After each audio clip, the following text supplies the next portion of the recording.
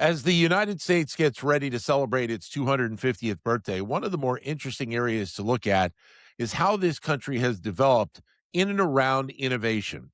Certainly, we know that the country has had untold numbers of innovators over the years. But as our next guest recently said in an article in Fortune, it's not just about innovating technologies, it's the fact that we're able to reinvent how innovation works.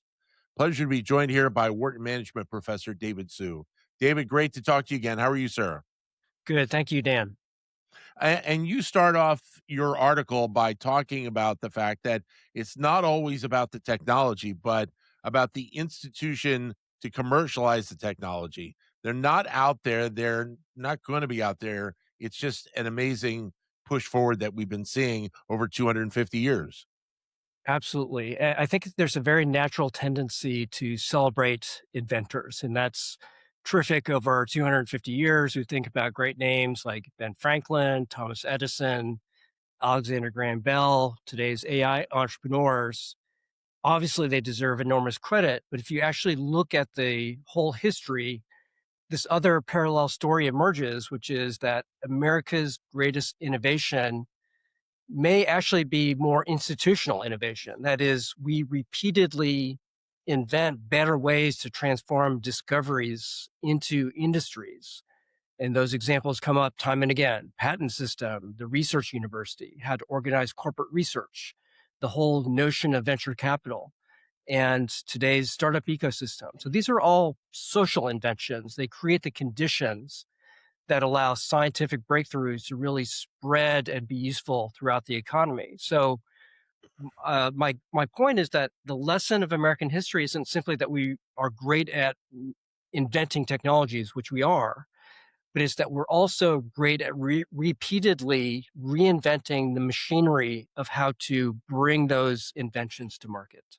Is this then an historical pattern that has occurred over the years where, as you alluded to with Alexander Graham Bell, it was kind of fostered a little bit back in those days. But as we have moved forward, history has allowed us to kind of open these doors as we move forward. Yeah, that's absolutely right. And I love to start with the example of Alexander Graham Bell because it was in Philadelphia in 1876. So 150 years ago, there was a Philadelphia Centennial Exposition in which he introduced the telephone. Everyone was amazed, but then it became very obvious. A single telephone has almost no value. You really got to have it in the hands of millions of people to really make those connections and realize the value. And so the invention was important, but the system of bringing that invention to the market by forming the Bell Telephone Company, about adopting a leasing model rather than just simply selling the telephones, that there's repeated points of contact with the customers and upgrading of the quality of the phones, Mhm. securing the patents, getting the investment, making partners with the manufacturing company. In this case, it was Western Electric.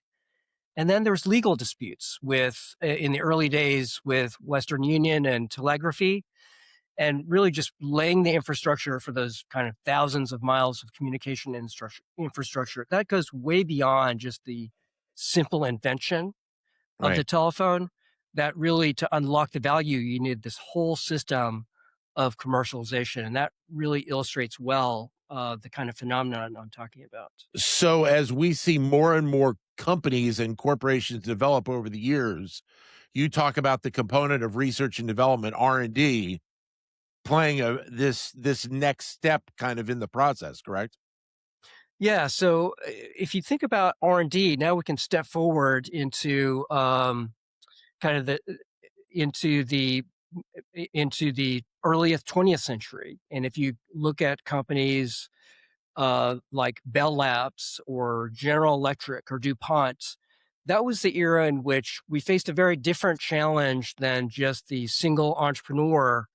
Uh, we began to develop these complex organizations and really thinking about, just instead of just the flash of genius of one inventor, Mhm. you really now wanted to go through and think about systematizing these inventions. And so Bell Labs is a great example because it brought together lots of different specialists, physicists, chemists, mathematicians, and the the breakthroughs coming out of out of that lab was incredible. So, just to name a few, the transistor, Claude Shannon's information theory, which actually Claude Code, a lot of people don't realize that Anthropic's Claude is actually named after the father of information theory, Claude Shannon, who himself was an important person in Bell Labs. The laser, C programming language, lots of these technologies came out of Bell Labs. So really, Mhm.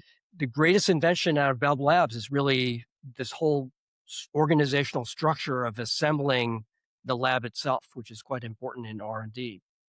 How then did moving forward, the venture capital component end up factoring in how a lot of this innovation and development was occurring? So that's actually another really important innovation because it transitioned the era from big corporate invention to then democratizing it down to individual entrepreneurs. And that's what we celebrate today. And so the birth of venture capital institution really helped solve another bottleneck after the end of World War II.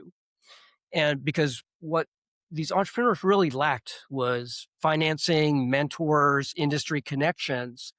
And so if you could really trace the birth of Silicon Valley and venture capital institution to some of the issues that were coming out of not only Silicon Valley but also of the Boston area in trying to convert great inventions to become organizations that can again commercialize by not just adding money but also all the value added components that are necessary to bring great ideas to market, recruiting executives, connecting founders with customers, helping shape strategy, preparing companies to scale. All that is just another example of another chapter in which America reinvented itself for the challenge of the time, which was this financing of entrepreneurial type of problem.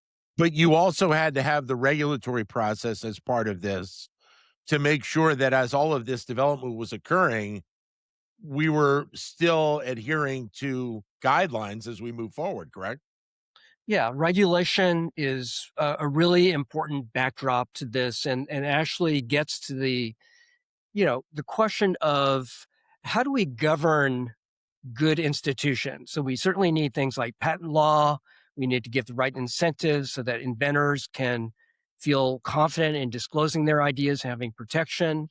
Obviously, financial markets need investors to have confidence in order to finance very risky ventures.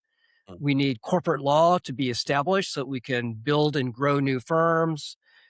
Good rules really reduce uncertainty without eliminating experimentation. And so I think the upshot here is that throughout American history, institutional design supported by a stable regulatory structure really just allows us to unlock that technological ingenuity and bring to fruition all the pieces of the ecosystem we need to fully realize the value of these inventions. So now in the landscape of AI, how does the development and the use of that technology factor into this last 250 years of history and development that we've seen play out in terms of leading us into the next, I guess, 250 years?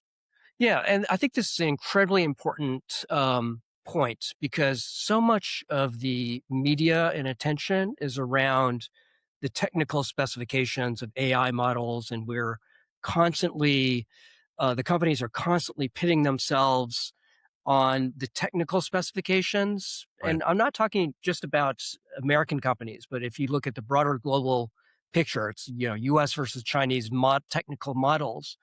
But if we can learn the history here of reinventing institutions, I think we have to worry even more about the institutional structure, the guardrails, the complementary skills in our workforce, how people will use and misuse these technologies so that we can earn the public trust and feel confident about using this technology for the societal good. And so I think the lesson for me on AI is that we need to think hard about building great institutions to really enable this breakthrough technology to diffuse in a way that's productive. And just because we've been able to solve that in prior eras with the R&D lab, with venture capital, et cetera, we can't take for given that we'll automatically solve it. And so I'd love to see a lot more discourse about some of these more institutional structures rather than just focusing on how big are our models in Right. AI, et cetera, et cetera. David, great to talk to you. Thanks for your time and your insight. All the best. Thank you so much. You got it. Wharton Management Professor David Sue.